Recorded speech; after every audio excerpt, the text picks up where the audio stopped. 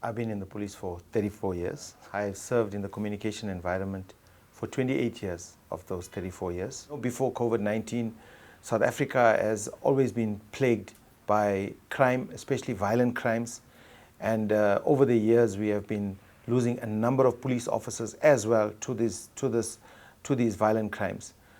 When COVID-19 arrived on our shores this year, and when the president during that period declared a state of disaster in the country, police officers had to heed to that call together with the South African National Defence Force and all other local authorities, your Metro Police, Traffic Police and so forth. And police officers had to work very long hours.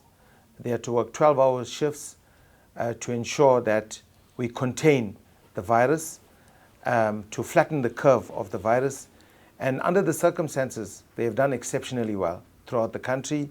Members had to man roadblocks, vehicle checkpoints, especially in between provinces, in between different suburbs, districts.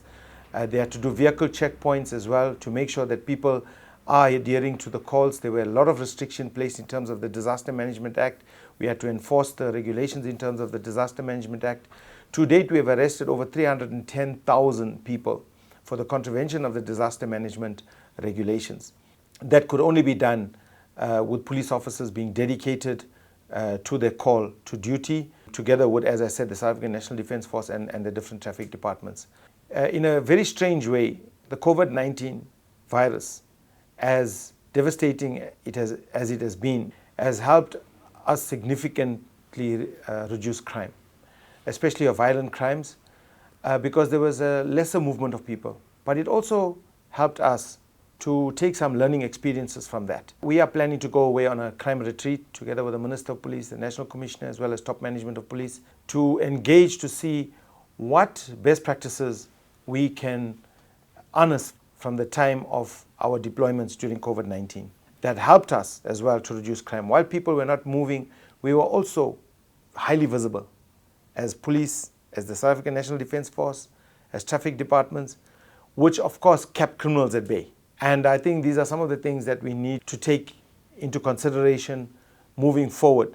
But of course we had some police officers that transgressed, some of them quite severely, where we had to resort to them being prosecuted criminally, as well as being dismissed from the South African Police Service. We've arrested over 450 police officers since we started to implement the disaster management regulations. Police officers that were involved in corrupt activities, police officers were transgressing in terms of the disaster management regulation, police officers that were helping people to transgress during the COVID-19 disaster management regulations, where in some cases they even aided and abetted criminals to transport alcohol, cigarettes. We have taken decisive steps as far as that is concerned, and as time progressed, we saw the number of involvement of police officers diminishing.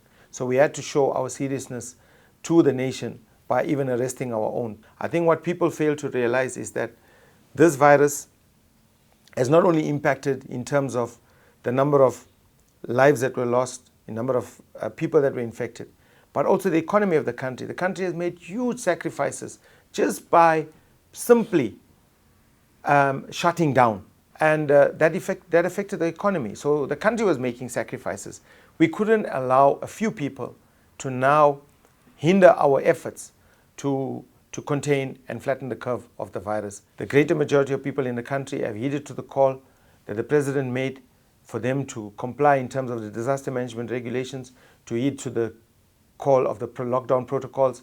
And we were very, very grateful for that, because it helped us a great deal in terms of our policing efforts and our policing initiatives. And I don't think we suffered any inadequacies as far as that is concerned. And this is one of the learning experiences that we are going to take in terms of integrating our resources, both human as well as physical resources. And I think COVID-19 has taught us that, because everybody came together. And COVID-19 has in a very strange way taught us that we need to come together in our fight against crime. Since the virus reached our shores, over 16,000 members were affected, but I'm very happy to announce that over 13,000 of them have recovered fully from the virus. There's about 2,000 or just over 3,000 that are actually still active. But the sad facts about this is we've lost 214 members to date to the virus, and for us that has been a devastating loss for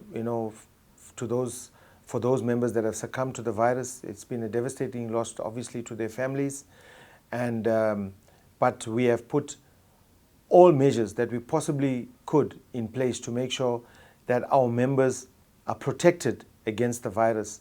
As soon as we learned that the virus have reached our shores, we procured the necessary personal protective equipment.